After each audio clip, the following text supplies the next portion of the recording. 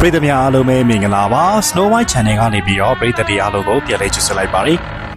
ဒီကနေ့မှာကျွန်တော်တို့ရဲ့ channel လေးကနေတင်ဆက်ပေးသွားမယ့်ဇာတ်လမ်းလေးကတော့စာရေးသူဇေယနာယာမညာရေးသားထားတဲ့အောင်မြတ်တာနဲ့အမောင်ဖြတ်ကားဆိုတဲ့ဇာတ်လမ်းလေးပဲဖြစ်ပါတယ်တင်ဆက်မှုလေးကိုမစခင်မှာပရိသတ်တွေကကျွန်တော်တို့ရဲ့ channel လေးကို like and subscribe လုပ်ထားပြီးတော့တင်သမျှတွေကိုသိနိုင်အောင်လို့ဘေးနားက notification လေးကိုလည်းနှိပ်ထားပေးကြပါအောင်ဗျဒီဇာတ်လမ်းလေးကိုတင်ဆက်ပေးသားမယ့်သူကတော့ကျွန်တော်ကိုခန့်ပဲဖြစ်ပါတယ်။ကေတာဆိုရင်တော့တင်ဆက်မှုလေးကိုစလိုက်ကြရအောင်ဗျာ။ဟဲ့ဟိုမှာတာထုံးအောင်လာနေပြီ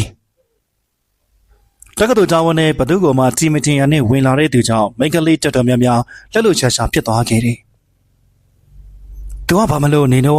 ဘာလို့ဒီလောက်အငမ်းမရဖြစ်နေရတာလဲ။မိုးပင်ရအခုမှအကြောင်းပြောလာတာဆိုတော့ဘယ်သီးပါမလဲ။သူကတကြောင်လုံးရဲ့စံပြဟဲ့။နောက်ပြီးကြံသေးတယ်။သူမိမတွေကတမျိုးလုံးမှာအချမ်းသာဆုံးစိတ်ရင်းဝင်နေတယ်။သူမိမချမ်းသာတာသူချမ်းသာတာမှမဟုတ်ပဲ။နောက်ပြီးအဲ့လိုဘဝင်မြောက်နေတဲ့သူကိုတစ်စက်မှကြည့်မရအောင်။ငါတို့ကလည်းကြည့်ပါလို့မပြောပါဘူး။အေးနေမကြည့်ရင်ငါတို့ကြည့်မယ်။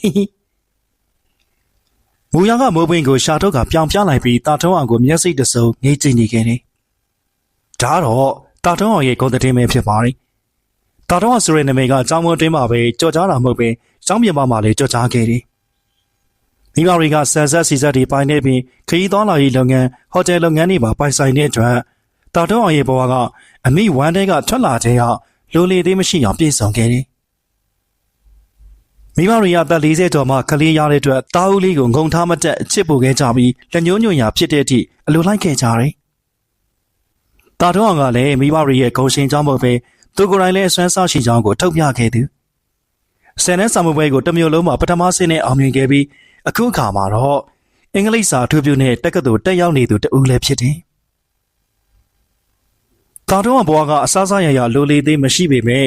သူ့ဘဝမှာတငယ်ချင်းဆိုတဲ့အရာတော့မရှိခဲ့ပြီ။သူကိုယ်တိုင်ကလည်းအတန်းဖော်တွေကိုမေးပြောခေါ်ထူးတော့တာဆက်ဆက်ပြီးမျက်နှာသားကအမြဲတည်နေတာကြောင့်တာထုံးအောင်နဲ့တငယ်ချင်းဖြစ်ဖို့ကြိုးစားတဲ့သူတွေတိုင်းအချိန်တစ်ခုတွင်းမှာလက်လျှော့သွားခဲ့ကြတယ်။အခုလည်းတန်းချိန်ပြီးလို့အိမ်ကလာကြတဲ့ကားကိုစောင့်နေတဲ့ချိန်နှာခေါင်းထဲကိုကျင်းစုံစုံအနက်တစ်ခုဝင်လာခဲ့ပါတယ်။ဖိနန်းဟောင်းနေရပဲဘယ်ကအနက်ပါလိမ့်။တာထုံးအောင်ကနှာခေါင်းကိုရှုံလိုက်ပြီးဘေးကိုကြည့်လိုက်တဲ့ချိန်ကားလမ်းမဘေးမှာလုံကြီးစုပ်ကိုချုံကအိပ်ပျော်နေတဲ့လူတစ်ယောက်ကိုမြင်လိုက်ရတယ်။အနက်ကဒီလူစီကလာတာပဲဖြစ်ရမယ်။ဒီနေ့မှကောင်းမောင်းသမားဘာလို့နောက်ကျနေပါလဲအိမ်ရောက်မှအလုပ်ထပ်ဖို့ပြောပြရမယ်တာတော့ကညစ်ပတ်နန်စော်နေတဲ့သူနဲ့ခက်ဝေးဝေးကိုတွားပြီးရက်နေတဲ့အချိန်မှာပဲသူ့အနောက်ကားတစ်စီးထိုးကပ်လာခဲ့ပါတယ်တမပါရီဆရာလေးရဲ့လာတဲ့လမ်းမှာကားဘိန်းပေါက်သွားလို့နောက်ကျသွားတာပါဦးမော်ကြီးတို့ကပြောလိုက်ရင်စင်ကြီးစင်လက်ကြီးပဲကဲပြမြန်မြန်မောတာတော့ကကားနောက်ခန်းထဲဝင်ထိုင်ပြီးလမ်းဘေးကိုကြည့်လိုက်တဲ့ချိန်လုံကြီးချုံကအိပ်ပျော်နေတဲ့သူကငုတ်တုတ်ချထိုင်ပြီးသူ့ကိုရီပြနေတာမြင်လိုက်ရတယ်။ဦးမော်ကြီးခမရဒီချက်နည်းနည်းလေးပို့နောက်ကြရင်အလုပ်တော့ဖို့အမေကိုပြောမိပါဗျာ။မလုပ်ပါနဲ့ဆရာလေးရဲ့ကျွန်တော်အလုပ်မရှိရင်အိမ်ရမိသားစုတွေဒုက္ခရောက်ကုန်ပါလိမ့်မယ်။ဒီနေ့ကလေကားဘိန်းပေါက်သွားလို့ပါ။နောက်ရက်ဒီမဖြစ်ရအောင်တတိထားပါမယ်။ကဲပါဒီတခါတော့ထားလိုက်တော့အမေတို့အိမ်ပြန်ရောက်နေပြီလား။မရောက်သေးဘူးဆရာလေး။တက်တော်မြူစီဒီမှာဒီနေ့ပထမပွဲရှိလို့ဆရာလေးကိုလည်းအဲ့ဒီကိုခေါ်ခဲ့ဖို့မှားလိုက်တယ်။ဒါပြင်တက်တော်မြူစီဒီဘက်ကိုမောင်းပြ။ဟုတ်ကဲ့ဆရာလေး။ဦးမော်ကြီးကကားကိုပြန်ကွေးလိုက်ပြီးတက်တော်မြူစီဒီဘက်ကိုမောင်းတက်သွားခဲ့တယ်။စီဒီကိုရောက်လို့ကားပေါ်ကဆင်းဖို့လို့လီကာဆောင်းထဲမှာလုံကြီးကြုံပြီးကွေးနေတဲ့လူတစ်ယောက်ကိုထပ်မြင်လိုက်ရတယ်။ဘာလဲဟာငါပဲမျက်စိမာတာလား။ကျောင်းရှိကလမ်းဘေးမှာအိတ်နေတဲ့သူကဘယ်လိုကြောင့်ဒီကိုရောက်နေရလဲတာတော့လူကမျက်စိကိုလက်နဲ့ပုတ်ပြီးကြည့်နေတဲ့ချိန်အိတ်နေတဲ့လူကလူလဲထလာကသူ့ကိုဆူဆိုင်ကြည့်နေတာမြင်လိုက်ရတယ်လောကမှာလူတူမရှာနာမည်တူမရှာရှိသေးတာပဲငါအထင်မှားနေရနေမှာပါအဲ့လိုတွေ့ပြီးစောင်းတန်းဘေးမှာရှိတဲ့ဘူးတီကျော်ဆိုင်ဘက်ကိုရှောင်းလာခဲ့လိုက်တယ်ဟေ့ကောင်လေးဆောင်းနှက်ကလေးထွက်လာတဲ့တန်ကြောင့်တာထုံးလူခေါင်းကိုစောင်းပြီးကြည့်လိုက်တော့စပင်ဗုဒ္ဓနဲ့ထိုင်နေတဲ့သူကသူ့ကိုလက်ရက်ခေါ်နေတာမြင်လိုက်ရတယ်။ဒီကောင်လေးငါခေါ်နေတော့မလာပါလား။တာထုံးအောင်ကသူ့ကိုခေါ်နေရသိပေမဲ့ဘာမှဆက်မပြောဘဲပထမပွဲရှိရာဘက်ကိုထွက်သွားခင်လိုက်တယ် ဓာတ်တော်မျိုးစီဒီမှာတပူရင်းလားဆိုရင်နှစ်စဉ်နှစ်တိုင်းပထန်းရွတ်ဖတ်ပွဲပြုလုပ်လေးရှိပြီးတာထုံးအောင်ရဲ့မိဘတွေကပထန်းပွဲအတွက်လိုအပ်တဲ့အရာမှန်သမျှဖြည့်ဆည်းပေးခဲ့ကြတယ်။တာထုံးအောင်ကတော့တခြားလူတွေဆိုရင်လိုက်လေလိုက်ထမရှိပေမဲ့ဓာတ်တော်မျိုးစီဒီအတွက်ဆိုရင်မဖြစ်မနေကိုလိုက်သွားခဲ့ရတယ်။ဘာကြောင့်လဲဆိုတော့တာသမီမထွန်းကားတဲ့မိဘနှစ်ပါးကဓာတ်တော်မျိုးစီဒီမှာအတိတ်ထံဝင်ပြီးဆူတောင်းမှတာထုံးအောင်ကိုရရှိခဲ့တာကြောင့်ပဲဖြစ်ပါတယ်။ဟောတားလေးတော်ရောက်လာပြီ။ခေါဘကရောင်ကန်တွေကနေထက်လာပြီးလာကြိုးတဲ့မိခင်ဖြစ်သူကိုတာထုံးအောင်ပြုံးပြလိုက်ပြီးတော့စောင့်နေရကြပြီလားမေ။နည်းနည်းတော့ကြပြီလာတားလေးနာမည်နဲ့အမေတို့ပထန်းလူလှုပ်ထားပြီ။ဒေါ်စိန်ဘုံကတာထုံးအောင်ကိုခေါဘကလူကြီးတွေနဲ့မိတ်ဆက်ပေးပြီးပထန်းလူငွေကိုပေးရခိုင်းခဲ့တယ်။အလူငွေပေးရပြီးချိန်ဖခင်ဖြစ်သူကခေါဘကလူကြီးတွေနဲ့စကားဆက်ပြီးပြောနေတာကြောင့်တာထုံးအောင်တယောက်ပြင်းပြင်းရှိတာနဲ့စီဒီကိုတပတ်လေပြီးကြည်နေရဲ့ချိန်လေကားဆောင်းတဲ့ကားလေးတက်လာတဲ့တထောင်စားလိုအယူလိုလူကိုမြင်လိုက်ရတယ်။ဟေးတထေးသားလေးခုနကငါခေါ်တာဘာလို့လှည့်မကြည့်ရလဲ။လက်ကိုဝင်းရန်ကသူ့စီလာနေတဲ့လူကြောင့်တာထုံးအောင်စုပ်တစ်ချက်တက်လိုက်ပြီးမျက်နှာလွှဲဖို့လုံးငါစကားပြောနေရမင်းကဘာလို့ကြီးမဆိုင်တာလဲလူကြီးသူမတွေကိုရိုသေရပဲလို့မင်းမိဘတွေမတင်ပေးထားဘူးလားမိဘဆိုတဲ့စကားကြောင့်တာထုံးအောင်အနောက်ကိုပြန်လှည့်လိုက်ပြီးတော့ခမရပတ်စံအလူခံမလို့ကျုံတော့လိုက်နေရလားပတ်စံကဘာလို့ရလဲငါအတွက်တော့ပတ်စံဆိုတာငါပြောသည်တစ်လုံးလောက်တောင်တန်ဖိုးမရှိဘူးလူဝကြီးတော့စုပ်ပြက်နေရပဲစကားကမိုးပေါ်မှာကြောက်ရောက်ဒီမှာလိုတာတော့တာထုံးအောင်ကအိတ်ကက်ထဲပါလာတဲ့ငွေတချို့ကိုစုပ်တီးစုပ်ပြက်ဝစ်ထားတဲ့လူရှိမှချပေးပြီးရှေ့ကိုထွက်သွားခဲ့တယ်တားလေဘယ်လိုလျှောက်သွားနေရလဲဟိုဒီလိုက်ကြည့်နေရပါဒါနဲ့ရင်ပင်တော်ပေါ်မှာတထောင်စားတွေပတ်စံတောင်းတာကိုခွင့်ပြုထားလားအဲ့လိုမရှိပါဘူးဘယ်ကတထောင်စားကိုတွေ့လို့လဲဟိုမှာလေဟမ်ဘယ်ရောက်သွားပါလိမ့်ဘယ်သူမှမရှိပါဘူးတာရဲ့စီဒီမှာတန်ရှေးလှုပ်တဲ့သူတွေကိုတွေ့တာနေမယ်မိခင်ဖြစ်သူစကားကြောင့်တာထွန်းလူဘာမှဆက်မပြောတော့ပဲဆောင်းထဲကနေဆင်းလာခဲ့လိုက်တယ်အတန်နေသွားမောင်းထုတ်လိုက်ပါလားအေးငါပြောပြီးပြီအဲ့ဒီလူကဘလို့ပြောမသွားတာဒါဆိုပတ်စံနေပေးပြီးသွားခိုင်းလိုက်ပါလားငါလည်းပေးပါတယ်အဲ့ဒီလူကနဲလို့မယူဘူးတဲ့အိမ်ကလူသမားတွေကြွက်စီဖြစ်နေရကြောင်းတာထွန်းလူအိမ်ပေါ်တက်ကနေဆင်းလာပြီးတော့ဘာတွေဖြစ်နေကြလဲအကိုလေးဟိုလေးပြောမှသာပြောစမ်းပါဘာဖြစ်တာလဲအိမ်ရှိမှာအဝိစုပ်တထုပ်ကိုထမ်းထားတဲ့လူတယောက်ရောက်နေတယ်ဘလို့ပြောအိမ်ရှိရနေမသွားဘူးအခုလေတကားပြင်မှာအိတ်နေတယ်အိမ်ကူလူသမားတွေရဲ့စကားကြောင့်တာထွန်းလူမျက်လုံးပြူသွားပြီးပတင်းပေါက်ကနေလှမ်းကြည့်လိုက်တော့စေဒီပေါ်မှာတွေ့ခဲ့တဲ့သူဖြစ်နေတာမြင်လိုက်ရတယ်ဒီလူငါရင်ဘလို့သိတာလဲမနေ့ကအိမ်ပြန်တော့နောက်ရောက်ခံလိုက်ခဲ့တာလားဒါလည်းမဖြစ်နိုင်ပါဘူးငါတို့ကကားနေပြန်တာပဲသူဘလို့မှလိုက်မရပါဘူးတာထုံးလူတွေးပေါင်းများစွာနဲ့စဉ်းစားရင်အိမ်တကားမာကြီးကိုဖွင့်ကချမ်းနဲ့ဆင်းသွားခဲ့လိုက်ပါတယ်ဟေးလူဒါခမားပိုင်တဲ့နေရာမဟုတ်ဘူးအခုချက်ချင်းထဆန်းမောင်မင်းကြီးသားရောက်လာပါရောလားဒီနေ့ကြောင်းမသွားဘူးလားအပေါ်ရီပြောမနေနဲ့ခမရကျုံနောက်ကိုလိုက်နေတာဘာအတွက်ကြောင့်လဲဘာအတွက်ကြောင့်လဲဆိုတော့ကအေးမင်းတို့တတိပေးစရာရှိလို့ကွယ်ခမရကျုပ်ကိုတတိပေးအောင်ကျုပ်ကဘာလုပ်နေလို့လဲအပနာဒီလူကိုမောင်းထုတ်လိုက်စမ်းနောက်တစ်ခါခြံရှိမှဒီလူကိုပြင်မင်းတို့ထုတ်ပြင်မယ်တာထုံးအောင်ကခြံလုံသမားကိုဆူလိုက်ပြီးအိမ်ထဲကိုပြန်ဝင်သွားခဲ့ပါတယ်အပနာအလုပ်ပြုတ်ကမလုပ်ပါနဲ့ဗျာအပနာမှလေကလေးက9ယောက်တောင်ရှိနေအပနာအလုပ်မရှိရင်သူတို့ထမင်းကမှာထိုင်ကတော့ဆိုကတော့ပါမယ်ခြံရှိကနေတော့ထွက်သွားပြီပါဗျာဟေးအပနာငါမင်းကိုအလုပ်ပြုတ်ကမလုပ်ပါဘူးကွာဒီမှာမင်းကလေးတွေကိုခောက်ဆွဲကြော်ဝယ်ကျွေးလိုက်အဝိတ်ထုတ်ကိုချမ်းထားတဲ့သူကအပနာလက်ထဲကိုငွေတချို့ထည့်ပေးပြီးအိမ်ရှိကနေထွက်သွားခဲ့လိုက်ခြင်းဒီမြင်ကွင်းကိုမသိမသာလေးချောင်းကြည့်နေတဲ့တာထုံးအောင်ကအပနာနေတဲ့ခြံစောက်တဲရှိကိုထွက်လာပြီးရောအပနာခုနကလူဘာပေးတော့ရလဲအကိုလေးခုနကတထောင်စားလေးအပနာကိုပတ်စံတွေပြီးသွားတယ်ဟေးဒီလူကဘယ်လိုပါလဲဒီမကြီးကိုလေး အပနာကသူ့လက်ထဲမှာကင်ထားတဲ့ငွေဆက်ကူတချို့ကိုပြလိုက်တယ်ပြီးတော့လည်းယူထားလိုက်ပေါ့အခုလေအပနာကိုဘာခိုင်းစရာရှိသေးလဲဘာမှမခိုင်းသေးဘူးညနေကျမှအိမ်နောက်မြက်တွေရှင်းထားအောင်ဟုတ်ကဲ့ကိုလေအပနာလှုပ်ထားလိုက်ပါမယ်တာတော့လည်းအပနာကိုအလုပ်တွေခိုင်းပြီးအိမ်ထဲကိုပြန်ဝင်လာတဲ့ချိန်ဘားမြင်တနေရာကနေစုကနေဖြစ်သွားတာကိုတတိထားမိခဲ့တယ်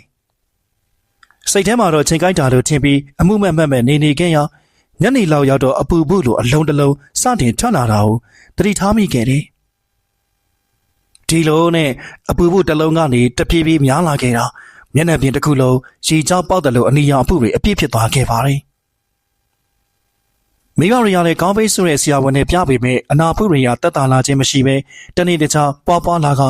နောက်ဆုံးမှာတော့ခန္ဓာကိုယ်တစ်ခုလုံးအချစရာနေရပေမရှိတော့အောင်ထူလပီတီဖြစ်လာခဲ့ပါတယ်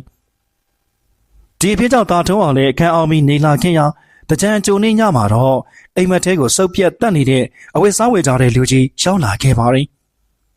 အဆိုပါလူကြီးကတာထုံးအောင်ကိုကြီးကဝမ်းသာအားရရှိနေရင်းနဲ့ဘယ်နဲ့လဲတတိသားရဲ့အခုတော့အနုယောဂတဲ့လို့ဖြစ်နေပါလားအဲ့လိုပြောလိုက်တာကြောင့်စိတ်ထဲထောက်ကနေဖြစ်သွားပြီးခွန်းတုံးပြန်ဖို့ပါစက်ဟားလိုက်ရရှာကအရင်ကနေပြက်ကျသွားတာမြင်လိုက်ရတယ်မင်းကလူနာယောဂတဲ့ဖြစ်နေတဲ့ပြင်ရှာပါပြက်နေပြီဟဲ့ဒါတော့လည်းသူ့ပြစ်ကိုကြည့်ရင်အတော်ထိတ်လန့်သွားပြီးရှေ့မှာရက်နေတဲ့လူကြီးကိုကြောက်လန့်သွားခဲ့တယ်မင်းဒီယောဂကိုမပြောက်ချင်ဘူးလားတာထုံးကခေါင်းကိုညှိပြလိုက်ပါတယ်မင်းယောဂကဒီကဘာမှာငါတယောက်ပဲကုလို့ရမှာဆိုတော့မနေ့ပြန်ညနေဓာတ်တော်မျိုးစီဒီကိုထွက်လာခဲ့မင်းတယောက်ထဲလာရမှာနော်အဖေါ်ခေါ်လာလို့ကတော့အနုတဲ့ဘဝနဲ့တက်တက်လုံးနေရမယ်ဒါအိမ်မက်လို့မင်းထင်နေမှာဆိုလို့ငါလုံကြီးစထားခဲ့ပေးမယ်အယူလုံလို့တရောင်းစားလို့လူကြီးကလက်ညှိုးငေါငေါထိုးကပြောရင်လုံကြီးစကိုဖျဲကကတင်ပေးမှာပြစ်ချလိုက်တယ်ဆိုရင်ပဲအိမ်မက်ကနေလန့်နိုးလာခဲ့တယ်ငါအိမ်မက်မှန်နေတာပဲပါမီပေါ်မှာအနာရီတဆွဆွထွက်နေတဲ့အဖို့တွေကြောင့်စုပ်တက်ရေယိုရင်းဘေးကိုကြည့်လိုက်တော့ဟောင်းတန်းနေတဲ့လုံကြီးစားတစ်ခုကိုမြင်တွေ့လိုက်ရတယ်ငါအိမ်မက်မှန်နေရမဟုတ်ဘူးဟိုလူကြီးတကယ်လာသွားတာပဲတာတော့ကလုံကြီးစုပ်ကိုတုံရီစွာကိုင်းလိုက်ပြီးပထင်းပေါက်ကနေလှမ်းကြည့်လိုက်တော့အထုပ်တစ်ထုပ်ကိုချမ်းပြီးလမ်းလျှောက်နေတဲ့လူရိပ်တစ်ခုကိုလောက်ရောက်အောင်မှမြင်တွေ့လိုက်ရတယ်အခြေအနေဘယ်လိုရှိလဲဆရာစိုးရိမ်စိတ်ကြောင့်တုံရင်နေတဲ့တန်ကိုထိမ့်ပြီးမေးလိုက်တဲ့ဒေါ်စိန်ပုံစကားကြောင့်ဥပဒါခေါင်းကိုခါရမ်းလိုက်ပြီးတော့ဒီလိုရေပြားယောဂမျိုးဟာတပတ်လောက်ဆိုတက်တာကြပါပြီအခုကမတက်တာပဲပိုပြီးဆိုးလာတယ်လို့ပဲတခြားလေးလည်းမရှိတော့ဘူးလားဆရာ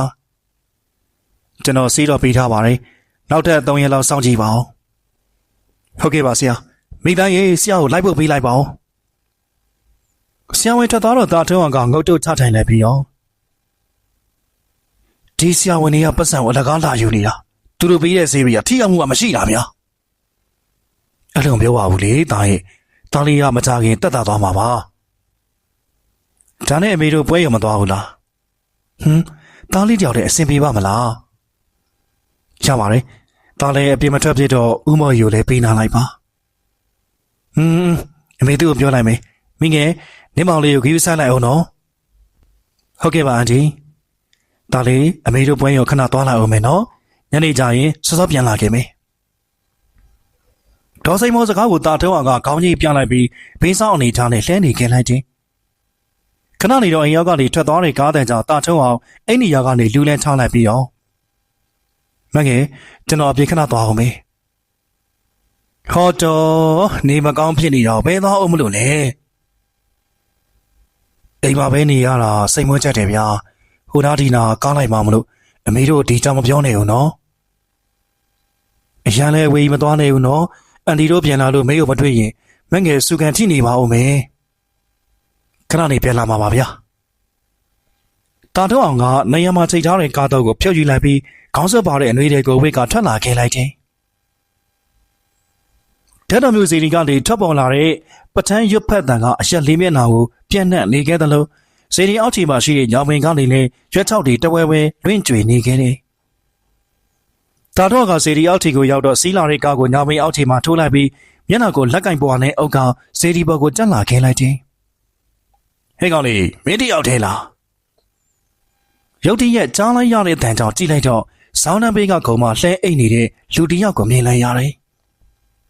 ဟဲ့လူကျုပ်အခုလိုဖြစ်အောင်ခမည်းလောက်ထားတာမလားတာထုံးကအိတ်နေရလူရှေ့မှာရက်လိုက်ပြီးဒေါသတကြီးနဲ့မေးလိုက်တော့ငါလှုပ်တယ်ဆိုရတဲ့ဘယ်မလဲပြလေတက်တယ်မရှိလို့ပါဗျာဒါနဲ့ညကြောက်ခမည်းကိုအိမ်မက်မက်တယ်ဒီလုံကြီးစုပ်ကခမည်းအခုဝစ်ချရတယ်တစ်ထက်သေးပဲအေးလေမင်းယောကောင်ငါကုပေးမလို့စိတ်ချင်းဆက်တယ်ပြီးရောက်လာတာဒါဖြင့်အခုကုပေးဗျာအောင်မလေတန်းမာလာကြည်လားရှင်ရိုးသေးသေးပြန်ပြောစမ်းခမည်းပတ်စံဘလောက်လိုချင်လဲကြုတ်ပေးမယ်ဒီယောကောင်တော့ပြောင်းအောင်ကုပေးပါပတ်စံဟုတ်လားငါဘာပစ္စည်းကိုမှမမတ်မောတော့အခုလိုနေနေတာတော်ပြီကွာမိမသာအနုပွားနေနေတော့ငါလည်းသွားတော့မယ်အထုပ်ကိုဆွဲပြီးထောက်ထပ်ဖို့လုံနေတဲ့လူကြီးကြောင့်တာထုံးကမနေတာတော့ပဲနေကျွန်တော်စကားမှသွားလို့တောင်းပန်ပါတယ်ဗျာကျုပ်ယောဂါကိုပြောင်းအောင်ကုသပေးပါလို့တောင်းဆိုပါတယ်ဒီလိုမှဘောကွာမှန်မင်းလည်းပြစမ်းအစမလူကြီးကတာထုံးအောင်လက်ကိုဆွဲယူကကြည့်လိုက်ပြီးကမှဒီလောက်ကတော့ဆေးသုံးခွက်မကုန်ဘူးတေချာပေါက်ကိုပြောင်းပါဒါပေမဲ့မင်းနဲ့ငါအပေးယူတော့လောက်ရလိုက်မယ်ဘယ်လိုပေးယူလဲမင်းယောဂပြောက်ချင်ရင်တလားတီတီတက်တက်လို့စားရမယ်မစားနိုင်ပါဘူးဗျာကျုပ်ကအသားဟင်းမပါရင်ထမင်းမစားတတ်ဘူးဒါဖြင့်ငါလည်းမကုပေးနိုင်ဘူးခမရအကြက်ကင်တာပဲဟုတ်ပြီဗျာကျုပ်စားမယ်မင်းစကားကိုငါဘယ်လိုယုံရမလဲကျုပ်စကားမတည်ရင်တီထက်ဖို့ဆိုတဲ့ယောဂဖြစ်စီဗျာမင်းကတိမင်းတီနော်ယော့စပိန်ဘောတိုင်းတဲ့လူကြီးကလွယ်ထဲကနေမကြီးစိတ်အရွယ်ခန့်ရှိတဲ့စီတလုံးကိုထုတ်ပေးလိုက်ရောက်တာတော့ကချက်ချင်းဝါစားလိုက်တယ်အခုမှစေးတော့ပေးရဆိုတော့10မိနစ်လောက်ဆိုတည်တာလာလိမ့်မယ်10မိနစ်အတွင်းမင်းကိုပြကြရှိရလိုက်ခဲ့ဒါနဲ့ခမည်းနာမည်ကဘယ်လိုခေါ်လဲငါနာမည်လားနာမည်ဆိုတာပြည့်ညက်ချက်တစ်ခုပါပဲကွာဒီတော့မင်းကြိုက်တယ်လို့ခေါ်ဒါဖြင့်ဦးမောင်ယူလို့ခေါ်မယ်လူတိုင်းကတမျိုးစီယူနေကြတာဆိုတော့မင်းနာမည်ပေးတာမစိုးပါဘူးဒီစိတ်ဒီကိုမင်းမကြရောက်ဖြစ်တာလားငယ်တုန်းကတော့တပတ်တစ်ခါလောက်ရောက်ဖြစ်တယ်နောက်ပိုင်းတော့အရေးကိစ္စရှိမှပဲရောက်တော့တယ်ဘာမှဖြစ်ပါဘူးမိမိမတွေရာဒီကိုမကြလာတာမြင်လို့မေးကြည့်တာပါဦးမောင်ယူကျုပ်လက်ကအနာတွေတီးတီးတသားကြီးချက်သွားတယ်လို့ပဲငါရဲ့စီကစွမ်းတာဟုတ်ကွာနောက်ထပ်နှလုံးတောက်ပြီးရင်မင်းယောကအရှင်းပြောက်လိမ့်မယ်ဥမာယူဒီထုတ်ထင်းကဘာတွေရှိလို့အမြဲတမ်းတည်သွားတည်လာလုပ်နေရလဲမင်းသိလို့မရတဲ့ပစ္စည်းတွေရှိရဲ့ကွာလာငါမင်းကိုပြမဲ့နေရရောက်ပြီဥမာယူကဇေဒီနောက်ဘက်ကုတ်ကားပေးကိုခေါ်သားပြီးတာထုံးအောင်ရဲ့မျက်နှာကိုသူ့လက်နဲ့ပုတ်ချလိုက်တယ်ဟဲ့လူဘာလုပ်တာလဲဗျမင်းကိုပြစရာရှိလို့ပါကွာဟိုမှာကြည့်စမ်းတာတော့လည်းဦးမောင်ယူလက်ညှိုးထိုးပြတဲ့နေရာကိုကြည့်လိုက်တော့တကလုံးဆွတ်ချင်နေတဲ့မြင်းပြူတစ်ကောင်ကိုမြင်လိုက်ရတယ်။ဟာမြင်းပြူတစ်ကောင်မလားဘယ်ကနေစေဒီဘောရောက်လာလဲ။သူကဒီစေဒီမှာမင်းမွေးတဲ့ချိန်တွေကရှိနေရပဲ။ရှင်းပြောရရင်မင်းကိုစောင့်နေတာပေါ့ကွာ။မဖြစ်နိုင်တာဗျာ။ကျုပ်ကဘာမလို့သူကစောင့်နေရလဲ။မင်းကဘာဆိုတာနောက်သိလာမှာပေါ့။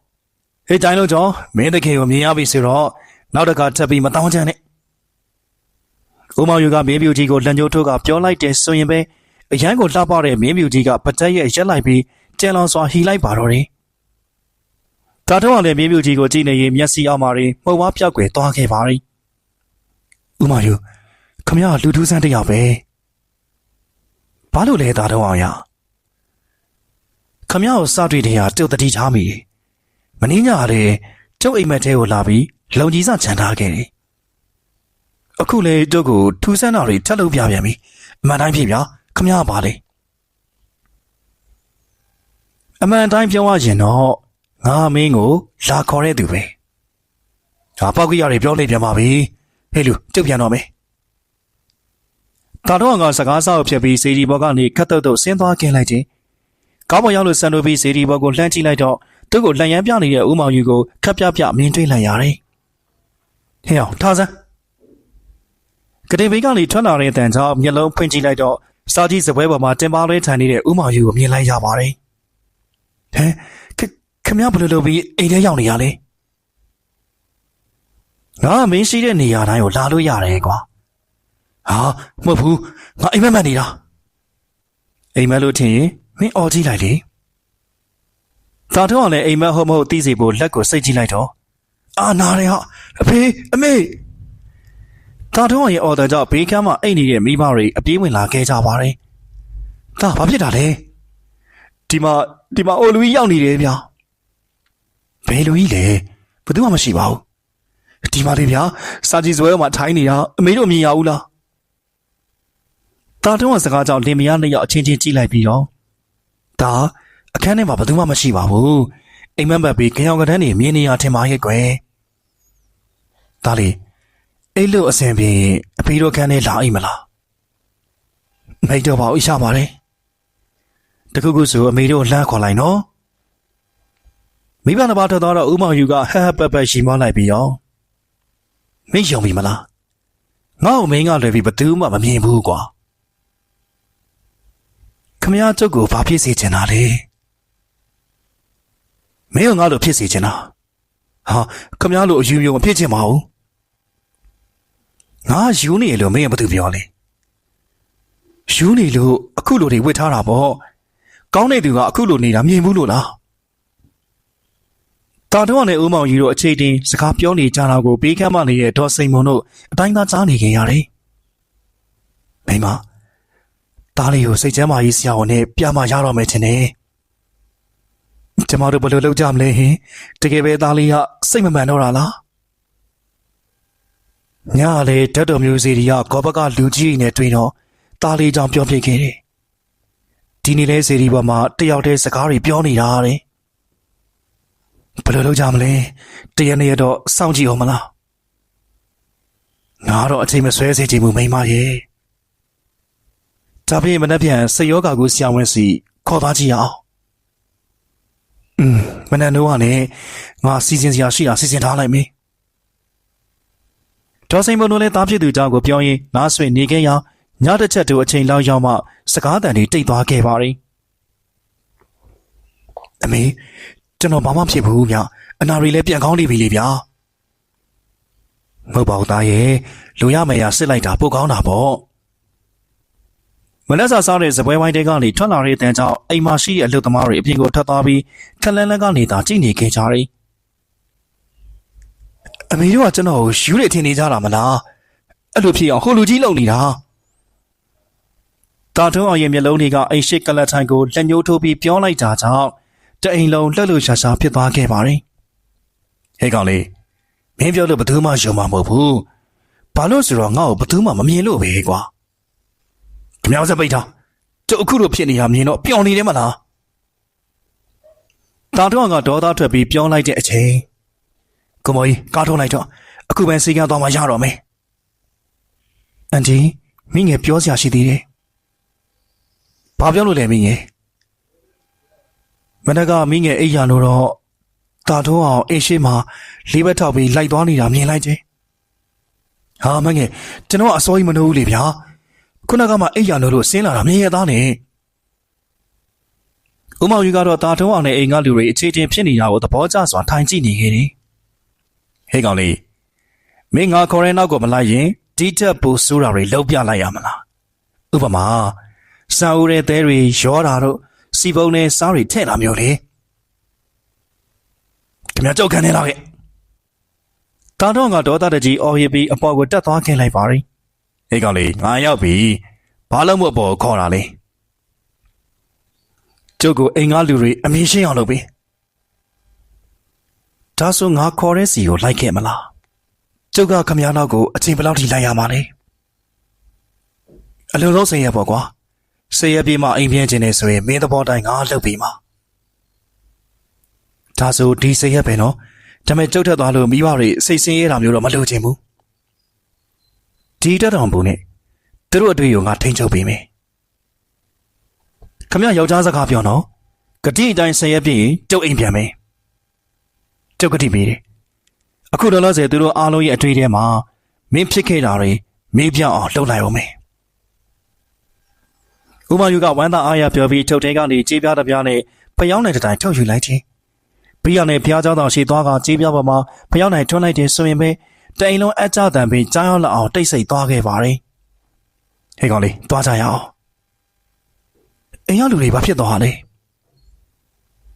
မင်းရဲ့ငွေသက်တွေကိုအမှတ်မိရင်အပညာလေးလှုပ်ထားတာလေစိတ်ပူပါနဲ့ငါတို့ပြင်ရောက်ရင်သူတို့တတိပြင်ရလာလိမ့်မယ်ဆေးရပြင်ကျုပ်ရင်ကျုပ်ပြင်ပါနော်ငါယောက်ျားပါကွာပြောတဲ့စကားတီးရေတာတော့လည်းဦးမောင်ယူစကားကိုလက်ခံပြီးအိမ်ရောက်ကိုဆင်းလာခဲ့လိုက်တယ်အောက်ရောက်တော့မလုံမရှက်ငြိမ်သက်နေတဲ့မိဘနှစ်ပါးကိုကြည့်ပြီးတော့ဆေးရပြင်တာပြန်လာခဲ့မယ်အမေအဲ့လိုခက်တူတူပြောလိုက်ပါတော့တယ်တာထုံးအောင်မင်းနာမည်ခေါ်ရတာအဆင်မပြေလိုက်တာခမရကျုပ်ကိုနာမည်ပါပြောင်းပေးမလို့လားဘလို့ပြောင်းပေးရင်ကောင်းမလဲဟုတ်ပြီအခုအစပြီးမင်းနာမည်ကိုဖြက်ကလို့ခေါ်မယ်ဆယ်ရပြေလို့ပြန်ရင်တော့တာထုံးအောင်ပြန်ဖြစ်ပြီပေါ့ကွာဆယ်ရပြေရင်ကျုပ်ယောဂတွေအားလုံးပြောက်ပြီးအိမ်ပြန်ရမယ်ဆိုတာသိကြတယ်နော်တိတ်ကိုတေးကြတာပေါ့အမောင်ဖြက်ကရဲ့ဦးမောင်ယူကတာထုံးအောင်ရဲ့ကိုကိုတစ်ချက်ပုတ်လိုက်ပြီးအိမ်ပြင်ကိုခေါ်ဆောင်သွားခဲ့ပါတော့တယ်ပရိသတ်များခင်ဗျာအခုတင်ဆက်ပေးခဲ့တဲ့ဇာတ်လမ်းလေးကတော့စာရေးသူစေနာရာမညာရေးသားထားတဲ့အောင်မြတ်တာနဲ့အမောင်ဖြက်ကဆိုတဲ့ဇာတ်လမ်းလေးပဲဖြစ်ပါတယ်နားဆင်ပေးခဲ့ကြတဲ့ပရိသတ်တဦးတယောက်ချင်းစီကိုလည်းအထူးပင်ကျေးဇူးတင်ရှိပါရစေဗျဒီဇာတ်လမ်းလေးကိုတင်ဆက်ပေးခဲ့တဲ့သူကတော့ကျွန်တော်ကိုခန့်မဲဖြစ်ပါတယ်ခင်ဗျာ